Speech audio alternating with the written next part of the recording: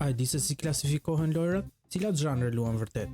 Zhanret e lojrave më shumë se sa të sistemuara në kuti të ndara janë ndodhi kaotike që i mbivendosen njëra tjetrës.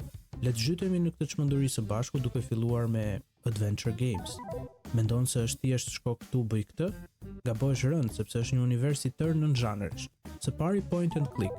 A të thonë gjë tituj si Monkey Island, Grim Fandango, Broken Age, të mbushura plot puzzle, humor dhe epoklikime. Pastaj kemi visual novels ose tregimet vizuale.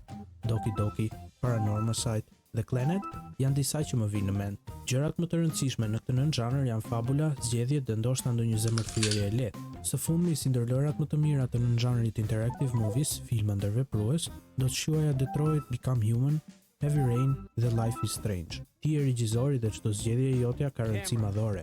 Sigurisht ka dhe shumë tituj të tjerë, madje nëse nuk i njeh as këtë që përmenda mos u shqetëso. Këto e shumë më shumë të t'i prezantoj në rubrikat e tjera këtu, ndaj sigurohu që të më ndjekësh. Më beso, thjesht sa kemi nisur. Herën tjetër na presin lojrat aksion.